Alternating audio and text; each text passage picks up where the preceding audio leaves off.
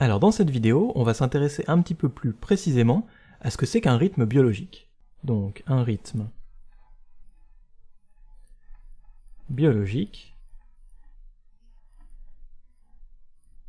c'est un rythme qui par définition est intérieur et interne à nos processus biologiques, et donc on n'a pas besoin de se fixer par rapport à quelque chose de matériel, comme une montre, une horloge, ou quelque chose comme ça. Notre corps le fait de lui-même. Donc parmi ces rythmes biologiques, on peut trouver comme exemple le cycle menstruel chez la femme, qui dure à peu près 28 jours, avec des variantes, mais simplement c'est assez fixe autour des 28 jours. Donc, par exemple, cycle menstruel, c'est quelque chose qui est périodique, qui revient à peu près toujours selon le même intervalle, et ça c'est fixé par notre horloge biologique. Alors il y a beaucoup d'autres exemples, il y a des cycles qui sont beaucoup plus rapides, et lorsque le cycle dure 24 heures, on parle d'un rythme circadien. Donc lorsque le cycle dure 24 heures, rythme circadien. Par exemple, dans le rythme circadien, on peut trouver le sommeil, la pression sanguine également qui varie au cours de la journée, et la température de notre corps. Donc vous voyez par exemple sur la gauche, on peut voir l'évolution de la température de notre corps au cours de la journée. Et on voit que dans les périodes d'activité, c'est-à-dire ici, eh bien notre température est assez élevée, et puis dans les périodes de sommeil, la température de notre corps chute, et on voit qu'elle peut même atteindre des valeurs tout juste au-dessus de 36 degrés. Ici. Et ça c'est intéressant parce qu'encore une fois, c'est un cycle qui est périodique, et donc chaque jour, ce même cycle se répète. Et en fonction de la température de notre corps, plus la température est élevée, plus nous sommes dans un état d'alerte, et plus la température de notre corps est faible, plus nous sommes dans un état de sommeil, et donc nous sommes moins alertes. Donc lorsque la température est élevée, on est dans un état d'alerte, et lorsque la température est faible, on est dans un état de sommeil. Eh bien, comment est-ce que notre corps, finalement, régule tous ces processus de manière très cyclique, très régulière, avec vraiment autant de précision?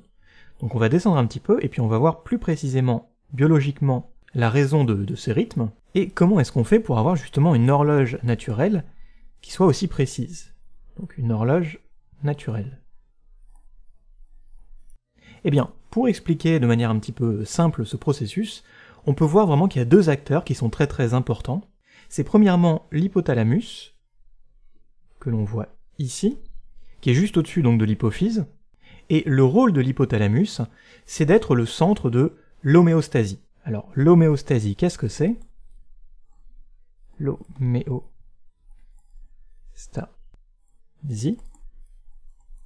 C'est la tendance à conserver une sorte de balance, un niveau optimal dans un système biologique. Donc pour conserver vraiment tous les facteurs, tous les paramètres qui sont importants tout simplement à notre survie, eh bien l'hypothalamus se charge de réguler tout ça pour faire en sorte que tout se passe bien dans notre corps, pour qu'il y ait une bonne balance chimique, et faire en sorte qu'il n'y ait pas de processus inattendu précisément qui arrive.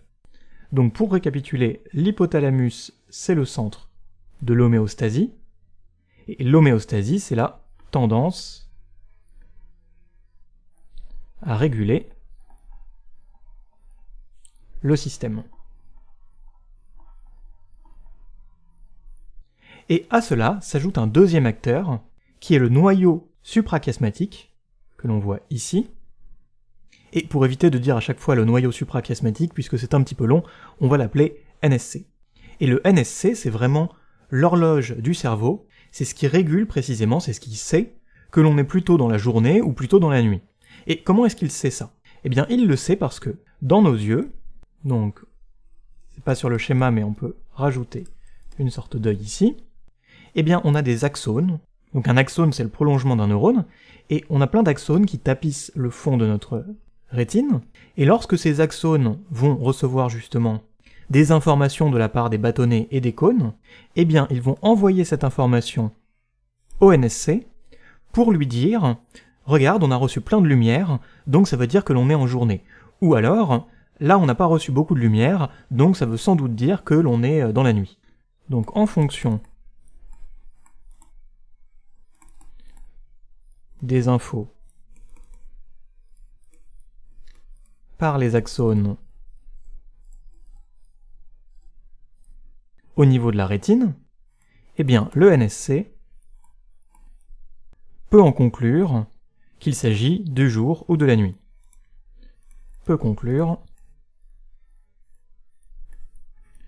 jour ou nuit. Et ça c'est très important parce que ça va permettre à l'hypothalamus de réguler justement les paramètres qui doivent être régulés en fonction de notre horloge biologique, en fonction du fait qu'on est davantage dans le jour ou davantage dans la nuit. Par exemple le sommeil, la température du corps, et plein d'autres paramètres vraiment qui sont importants à notre survie. Donc voilà, on en a terminé avec cette petite présentation du cycle biologique, du rythme biologique qui concerne notre horloge naturelle. J'espère que ça aura pu vous intéresser. Si c'est le cas, n'hésitez pas à laisser un j'aime et à vous abonner, et puis on se voit dans une prochaine vidéo.